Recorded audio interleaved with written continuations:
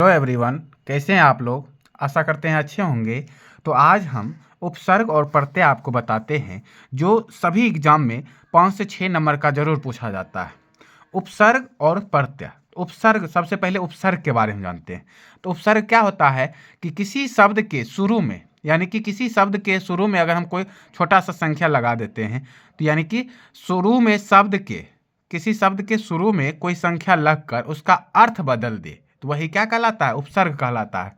तो इसका हम परिभाषा लिखे हैं कि जब किसी शब्द के रूप में एक छोटा सा शब्दांश जैसे अ, सु, नी, प्र, पुनः ये सभी जोड़ा जाता है और उससे शब्द का नया या अलग अर्थ निकलता है, उसे उपसर्ग कहते हैं। उसे उपसर्ग कहते हैं। जैसे हम दिए हैं अप उपसर्ग। तो देखो, अपमान, क्या अपमान, यानी कि अ प अप जोर म आकर मान, अपमान।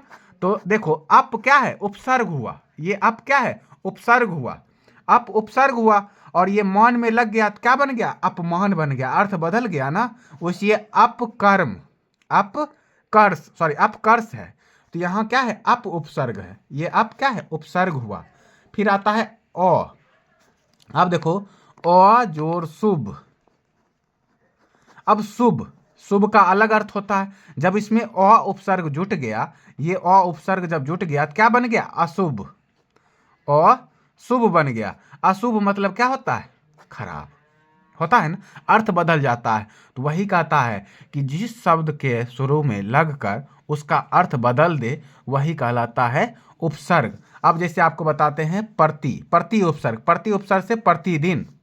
प्रतिदिन यानी देखो, प्रति अजोर दिन, ठीक है। तो दिन है, उसमें प्रति उपसर्ग लग गया, प्रति पहले लग गया, तो इसका अर्थ बदल गया, यानी हो गया क्या, प्रतिदिन।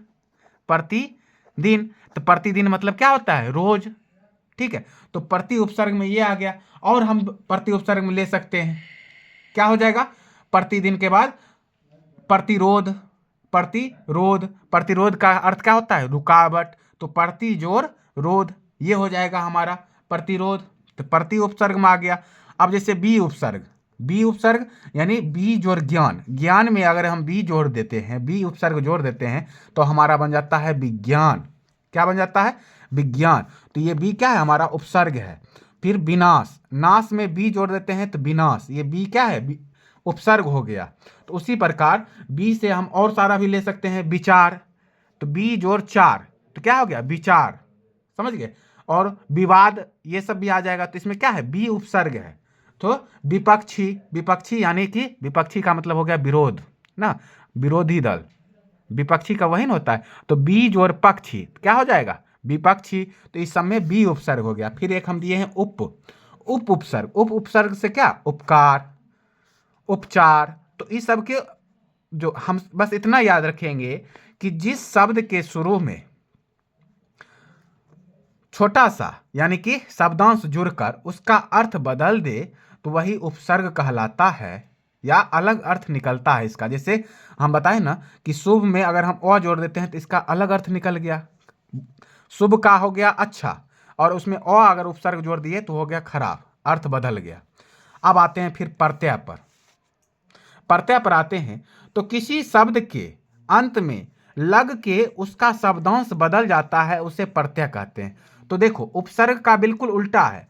उपसर्ग शुरू में लगता है और प्रत्यय बाद में लगता है। जैसे बुढ़ापा, तो बूढ़ा अजोर पा लिखेंगे, बूढ़ा अजोर पा।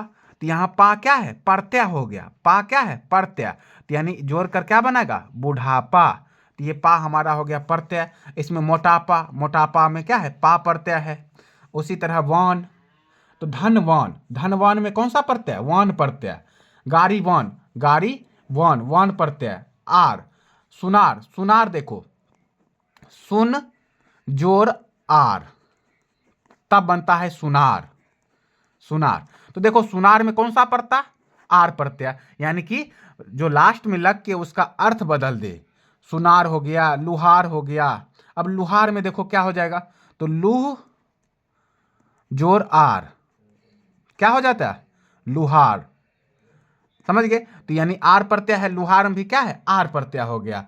और सारे ले सकते हैं हम, तो जैसे इसका अब आ जाएंगे, आर प्रत्यय हो गया। अब आई प्रत्यय, तो पढ़ाई, पढ़ जोर आई, पढ़ाई। तो आई क्या है, प्रत्यय है, यानी लास्ट में लग के उसका अर्थ बदल रहा है। लिखाई, तो लिख जोर आई, लिखाई। आई, आई क्या है, प्रत्यय हो गया। मिठाई, मिठ जोर आई, मिठाई। तो ये क्या हो गया, आई क्या है, प्रत्यय है। फिर जादूगर, जादूगर में कौन सा प्रत्यय हो गया, गर प्रत्यय। जादू, देखो जादू, इसमें हम जोड़ दिए गर, तो लास्ट में क्या जुट गया है, गर। तो ये गर क्या है, प्रत्यय हो गया हमारा, गर प्रत्यय हो गया। आवट प्रत्यय हो गया, आई प्रत्यय हो गया। तो यानी कि शब्द के लास्ट में जो लग के उसका अर्थ बदल दे वही कहलाता है प्रत्यय। तो ये सभी याद रखना है कि शुरू में जो लगता है उपसर्ग और लास्ट में जो लगता है वो होता है प्रत्यय। और बहुत सारे एग्जाम में पूछा जाता है और 5 से 6 नंबर का पूछा जाता है। आप लोग इसे अच्छे से देख लीजिए और याद रखिएगा हमेशा।